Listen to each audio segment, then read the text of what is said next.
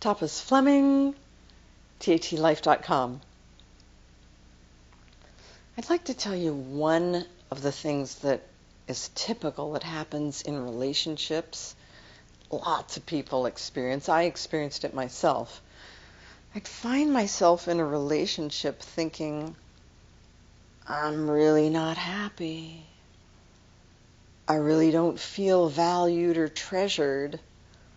How come I can't get out of this even though I can see it? I just keep trying. I keep thinking things like, oh, my love will save the day, or, well, I love this person. I know they love me. How come it's not working out? And just trying and trying for years, ending up typically complaining to friends like, oh, well, that happened again, whatever it is for you. He said that to me, and then I withdrew, and then he came closer, and then as soon as I was close to him, then he withdrew, and just blah, blah that grinds on in relationships. And even though you can see it, you just can't get out of there. How come? From my experience, 25 plus years working with thousands of people, it's because of things that happened in our childhood, beliefs that just got programmed in there that made us feel like, I have no value, so I'm just going to try to be loved, but deep down feeling like I have no value. I'm not treasured. There must be something wrong with me. I'll just try harder. Why couldn't I have known what they wanted and then acted the way they wanted me to? Then everything would have been okay.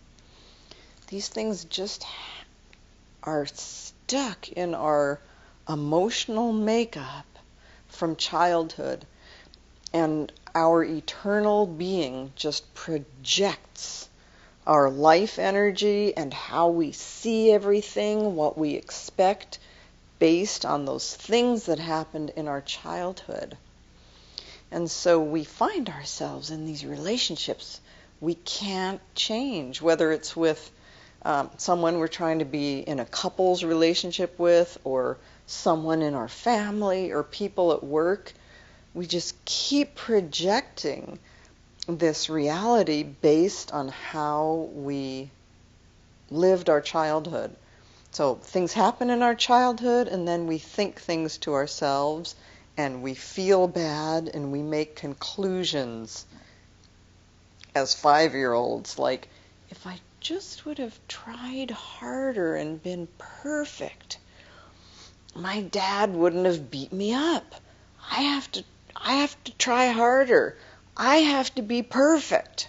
I have to do absolutely the best in every class. I have to be the best as a musician. I have to be the best, and then my dad won't beat me up and I'll be acceptable. That's so typical, those kind of things. And we came up with these ideas and these responses to how we were treated by our parents when we were like up till age 7.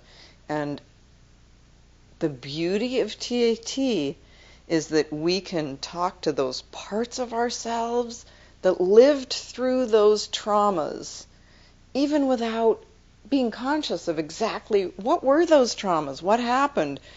We can just see ourselves living in this pattern and talk to the parts of ourselves that we aren't even clearly identifying from our childhood, and deliver new information like, that happened, it's over, and you don't have to continue to resonate, identify, or connect with that.